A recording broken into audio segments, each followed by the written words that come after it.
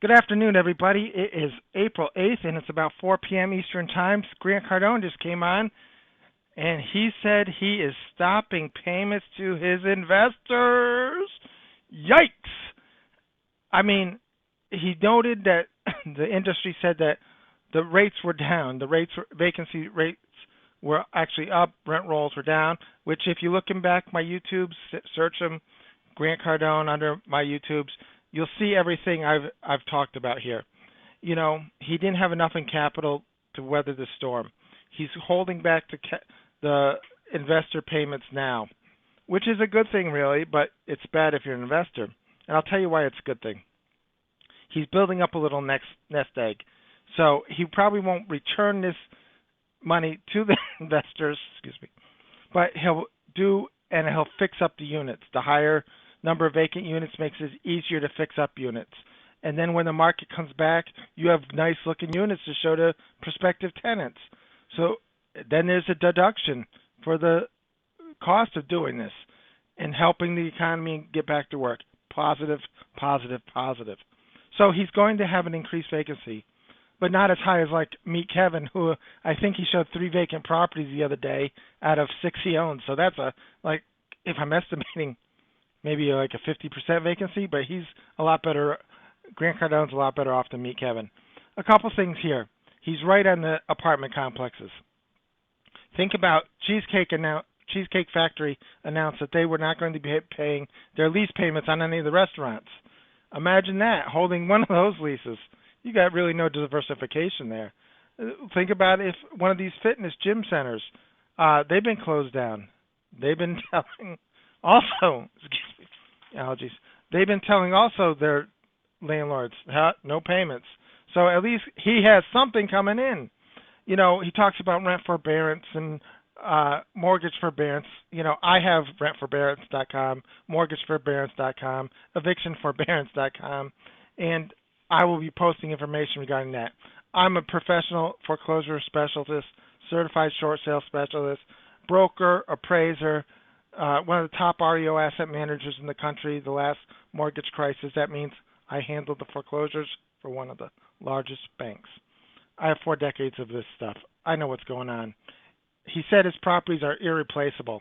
That's not true. You know, an apartment complex is looked at, you know, not only location, but the income stream and everything else.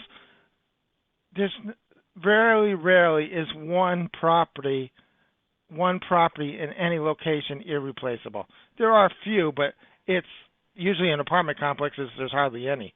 But you got to look at it from an investment perspective. It's an I'd rather have a property 2 blocks away in a worse, but the cash flow is a lot stronger. So a specific location, no, that's not the truth. I told you in my other videos, you know, I'm not a YouTuber. I'm a real estate professional, foreclosure specialist, you know, valuation expert, investor, 4 decades. I told in my previous videos, go look at them. Like I said, I'm not a YouTuber. I don't even know if I have a like or subscribe button, but if I do, hit it. Because the more people that get the information, the more they're going to be at ease. If I was an investor with Grant right now, I would not be scared. You're not going to get your income check you're used every month, but he's doing the right thing right now by taking this money, and either way he's going to win, right? The properties are either going to be improved or you're going to have it in case, you know, May, June, and July are going to be worse. People might have 1 month reserves for their rent, but they might not have 2, 3, or 4, right? So April was the soft month. May is going to be harder. June may be harder yet. July maybe we be pulling out of this, but there'll be tough times ahead. So he's doing the right thing. And if that pool of money isn't used for mortgage payments, then it's used for improvement of the properties, which makes the properties more competitive. Let me tell you, no lender really wants to foreclose on a property. It's a pipe dream if you think, oh, a lender wants to foreclose. No, by the time they get their holding cost after they take the property back and fix deferred maintenance and market it, you know, they got to pay all those expenses. They add up. They don't profit by taking your property back.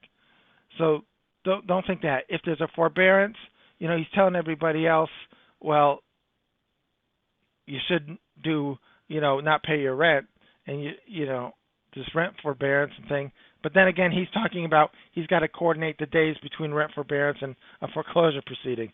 I think he's a long way from that. There are a lot of other things that's got to happen. This really has to take a bigger nosedive, the economy, than it is now for him to be in trouble.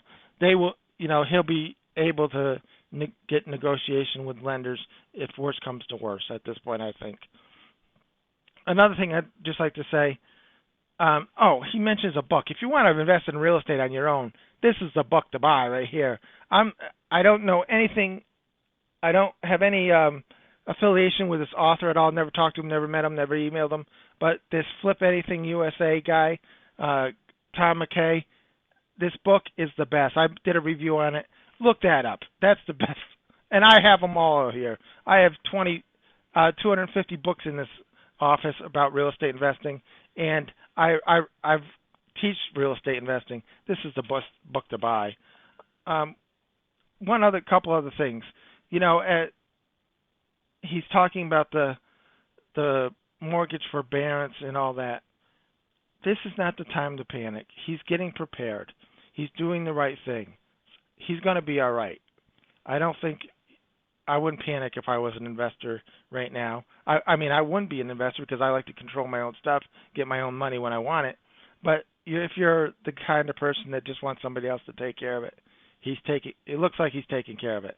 He's opening the lines of communication. He's making you more informed all the time, making these videos. He's obviously watched my videos, and I put out some things that he should be saying or what. There's one last question you should ask if you're calling this number.